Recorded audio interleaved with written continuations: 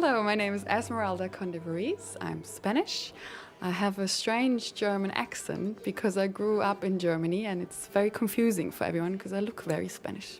I've been working in composition for a few years now, and I always was fascinated about this scheme to pair blindly, it's like a blind date really, with a group that you would never pick probably. And I was fascinated about the idea to bring contemporary music to amateur orchestras. I'm Lindsay Stoner. I'm the musical director of the Fretful Federation Mandolin Orchestra, and we were very fortunate to be selected for the Adopt a Composer program, and extremely lucky to get Esmeralda, who's been fantastic. It's been an incredible journey. We've done things we've never done before. It's raised our game massively, and it's been a huge, huge challenge on many levels. Esmeralda noticed when she first met us at a rehearsal that the orchestra weren't watching me very much. So part of the way she's written is so that they actually have to watch me. My name's Chris Slack. I've been with the orchestra for about 15 years, and I've been playing the mandolin for 15 years, so I hadn't played the mandolin before I joined the orchestra. When it started, it was very intriguing, and I would say it was a magical mystery tour. Both magical and mysterious in the sense that it developed as time has gone by, and only in the last few weeks have we understood exactly how the performance would go and how it would be recorded. We had a session with her right at the beginning where we showed her what the mandolin was about, and she incorporated that within the pieces. The road of discovery was as we discovered what these pieces were about, we came to realize what a substantial person she actually is as a composer.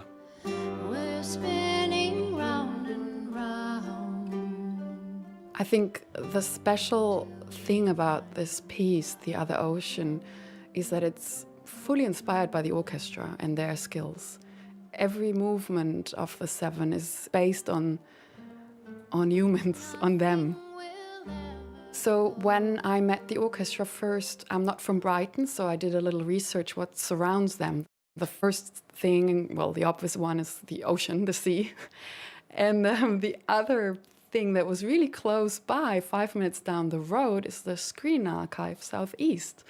I visited them and saw their archive and found lots of moving footage. I was moved to tears when I saw this footage, and I thought, wouldn't it be lovely if we could do something together?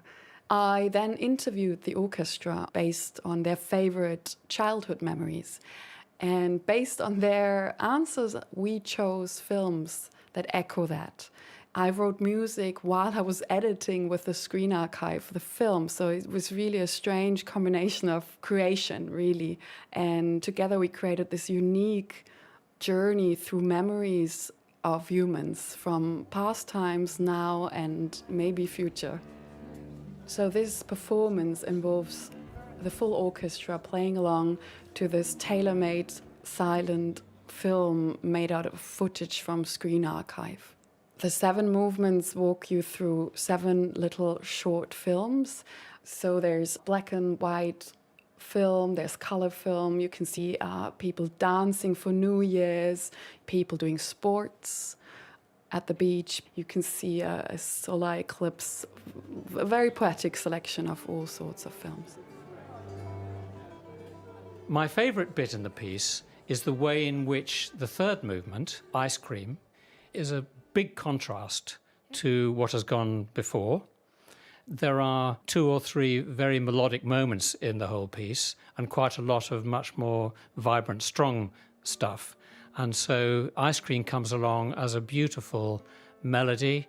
It has echoes of John Dowland, I think, in it, certainly in the first few bars. And we feel comfortable with that, and it's a beautiful contrast, and it's a lovely tune.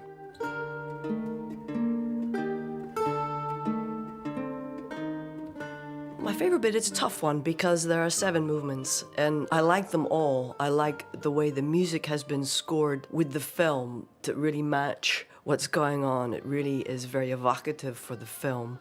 But I have to say, I love when Megan is singing with us and we're getting faster and faster and faster.